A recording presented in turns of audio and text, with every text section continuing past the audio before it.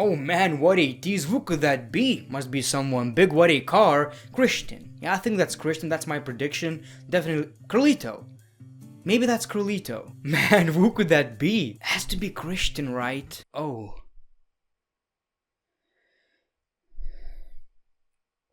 Screw you too, WWE. I really loved Edge's introduction though. It's so long. The Rated R Superstar, the WWE Hall of Famer, the 2021 Royal Rumble winner. What else? The former World Heavyweight Champion, a former Intercontinental Champion, a former United States Champion, a guy who f***ed Lira in the ring. Pretty impressive. Take back a championship that I never lost! Welcome everybody to a brand new episode of Greatness of Raw. Edge made Monday Night Raw watchable. Here you go, Raw was nice. And by the way, remember I talked about one of my Monday Night Raw videos getting copyright striked? Well, WWE released the claim, so it's monetized again. Can't blame WWE, probably scared of all the muscles. Don't tell anyone, but I was actually supposed to be in the Hurt Business instead of Bobby Lashley. I refused. I look too big in my opinion. But anyway, great job WWE, thank you very much. Now, I don't necessarily like to be one of these YouTubers who are pushing their opinions as facts, and if you have a different opinion, well, you're wrong because I'm always right, even though that's true. But I don't want to do that. But there's one thing that I want you to take away from this video. Don't let other YouTube personalities, people on Twitter, whoever it may be, change your opinion on something that you really like. For example, Edge winning the Royal Rumble match and being in a title match. I think it's great television. It's really interesting, it's a great story, and most people actually like it. But there's this other part of the fan base who actually hate it because he's older, and it's not a young superstar who won the match. And but you hated Goldberg! It's not even similar. I do understand where people are coming from when they want a young talent being pushed, but sometimes people cross the line. This whole younger superstar this, old superstar that talk is honestly nauseating at this point. I hate it. If a veteran can still go and actually offer some entertainment to the show, why not? Look people, if Goldberg could actually wrestle and defend the championship,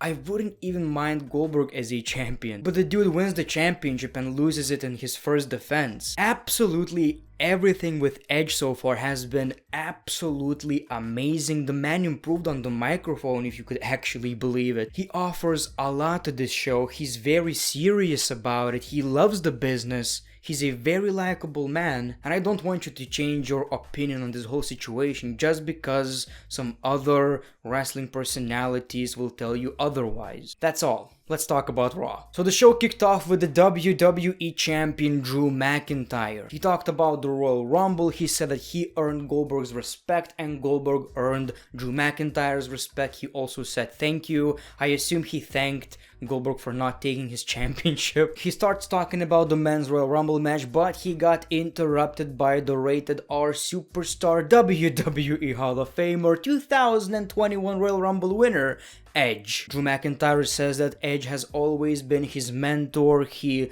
loves the fact that he's back in the WWE. He watched that emotional moment, and basically he shows respect to Edge. Edge says, "What's wrong with you? Dude, what the hell is wrong with you? I could challenge you for the WWE Championship at WrestleMania, and you're here kissing my ass." Well, you see, Edge, maybe a certain ultimate opportunist would do it, but I'm a different WWE champion. They get interrupted by Sheamus, and Sheamus defends his friend Drew McIntyre. You know, who do you think you are, fella? Edge says, "I don't know whether I'll choose you or Roman Reigns, but when I'll do, you'll know." You also have a big target on your back, insinuating that Sheamus is probably going to attack Drew McIntyre sooner or later. Sheamus feels attacked here. I absolutely love this because that's how Edge is being presented right now. Not necessarily as a tough guy, and that's not why he won the Royal Rumble match, not because he's that strong even though he's older. He's a veteran, he's smart, and he actually can see something that Drew McIntyre cannot see, and that is Sheamus being jealous and wanting the WWE Championship. And you know, Edge has been in this game for a very long time. He can see what Sheamus is about to do, and that's exactly what happened. We got a bro kick. Sheamus turns on Drew McIntyre, and after this attack, he said, "I've always been known as a Drew McIntyre friend." Not sure about that. It's about to change, and he basically, I guess, challenges him for the WWE Championship. Later on the show, we saw Drew McIntyre being emotional. A very good actor, in my opinion, basically saying that we spent Christmas together because we had no one. You want a match? You got it. So I think the next pay-per-view is Elimination Chamber. Sheamus versus Drew McIntyre. I thought we're gonna get it at WrestleMania, but I guess not. It's probably gonna happen at Elimination Chamber, and I really want to see that match. Who knows? Maybe Drew McIntyre is not gonna be the champion at WrestleMania, because right now I honestly cannot see Edge versus Drew McIntyre, but I also can't see Edge versus Roman Reigns. The thing is about Edge now, I wanna see Edge versus Drew, but I don't really see the story right now. Who would be a heel? Who would be a babyface? I don't want neither as a heel, you know? Now, Edge versus Reigns, now that is a very good story that has a lot of potential, but can you really see Roman Reigns losing the championship? I don't know. I really don't know. And the thing is, I don't want to see Drew or Reigns losing the championship, but I want to see Edge winning the championship.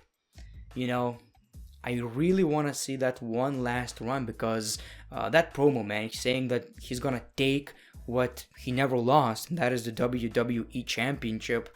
I want to see that. He never lost the championship. He deserves that match. He won the Royal Rumble. And for him to lose, I don't know if that's necessarily the story that I want to see. We also saw the WWE United States Championship match, Riddle versus Bobby Lashley. That was very underwhelming because it was very short. It ended in a disqualification when Lashley refused to release him of the submission. And that was basically it. That was actually very, very disappointing. They actually teased and hyped this match during the Royal Rumble. You would expect it would be something big. Well, I guess we gotta wait for the next pay-per-view. Not that we care. We don't care, I guess. One thing that I appreciate, though, is that Bobby Lashley is being booked like a monster. That is good. Like, I really hope that one day Bobby Lashley versus Brock Lesnar is gonna feel like Bobby could win. Randy Orton says that Edge is not gonna be at WrestleMania because Randy Orton is going to do everything to stop him. In the main event, we actually got promised Randy Orton versus Edge. I thought the match is not gonna happen, but it actually did, thankfully, so that's a pretty big Monday Night Raw in my opinion. We saw Xavier Woods versus Mustafa Ali. With Kofi's help, Xavier Woods won the match. I'll be honest, I'll admit something. I've only now realized that the reason Ali is attacking Kofi Kingston is because of what happened at Elimination Chamber 2019, I think. Because Kofi replaced Ali in that match. That's the reason, right? How could I? We got Miz TV with a very special guest, Bad Bunny. Bad Bunny, everyone. I've seen a tweet saying, Bad Bunny is making wrestling cool, and all of you stupid idiots are still complaining. No, he's not making wrestling cool. How could he make wrestling cool if he's not cool? Basically, Miz and Morrison want to record an album with him, and they will help him in the WWE. And Bad Bunny doesn't want that. He has a friend, and it's Damian Priest. Okay, like, dude, Damian Priest is nice. I really like this dude. Got the look, entrance, great in the ring, really charismatic in my opinion. But dude, really, that's how you want to debut him on Monday Night Raw with Bad Bunny? Bad Bunny? You serious about that? Like, this guy looks legit and he's just vibing with Bad Bunny. A bunny. Anyway, he attacked Miz and we got Miz versus Damian Priest. Like I've said, very impressive in the ring, and obviously he won the match because the Miz is a joke and I don't understand why is he a Mr. Money in the Bank. When I say that the Miz is a joke, I'm talking about the booking. This guy is Mr. Money in the Bank, apparently the next WWE champion. How could you see that right now with this kind of booking? We saw Raw Tag Team Titles match, Lucha House Party versus Cedric Alexander and Shelton Benjamin. Wasn't bad, didn't care. That's your Raw Tag Team division, and obviously the Hurt Business retained the WWE Raw Tag Team titles. And then we saw number one contenders triple threat match, Charlotte and Asuka versus Lana and Naomi versus Dana and Mandy. So Lana and Naomi are a tag team right now. Like, are you? Come on. Naomi is a legit contender for the Raw Women's Championship. Asuka versus Naomi, that's not that bad, right? Something different. Well, it seems like they care about the WWE Women's Tag Team division more than the actual Raw Women's World title. It seems like. When was the last time we heard anything about the Raw Women's Championship? That's sad. Anyway, we got that match, and obviously Lana and Naomi won, so that's a match you gotta keep looking forward to, I guess. We saw Carlito and Jeff Hardy versus Elias and Jackson Riker. Like I've said, Carlito looks great, so glad to see him back in the WWE. What I don't understand is how could they treat Jeff Hardy like a joke? Obviously, they won the match, and that was it. Hopefully, Carlito is staying. I want to see that guy in the WWE.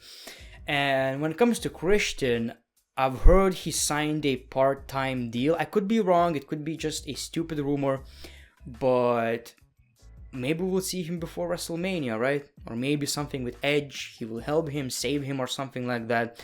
So Christian might have a WrestleMania match, and I'm really looking forward to that. We saw Alexa Bliss versus Nikki Cross. This shit sucks, man. I cannot stand. I'm gonna be completely honest right now. I've tried to like it. You know, I never really liked it, but I was open to the idea. This whole transformation shit needs to be subtle. You know, you can't just have a match and during the match she just randomly keeps changing all the time. It's stupid. I really cannot stand it. Anyway, that's what we got, and Alexa Bliss won the match. This shit sucks. We got Edge versus Randy Orton. That was interesting. Obviously, Edge was kind of an underdog in this match because he just won a Royal Rumble match, lasted 58 minutes last night, so obviously he's pretty tired.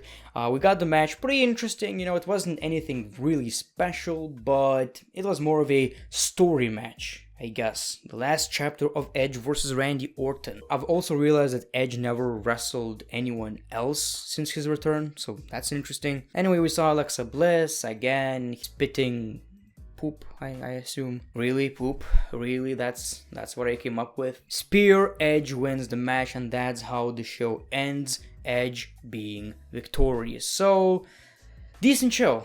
Edge is making Monday Night Raw watchable, but I wouldn't be surprised if he goes to SmackDown, because Reigns versus Edge looks possible. But we're finally on the way to Road to WrestleMania, Raw, SmackDown, all of that is gonna be just a little bit more interesting. Cannot wait to see what other pay-per-views are gonna offer us before WrestleMania, you know. So that's your Monday Night Raw review. Thank you for watching The Great One. Peace, love, and hugs. It's been a pleasure.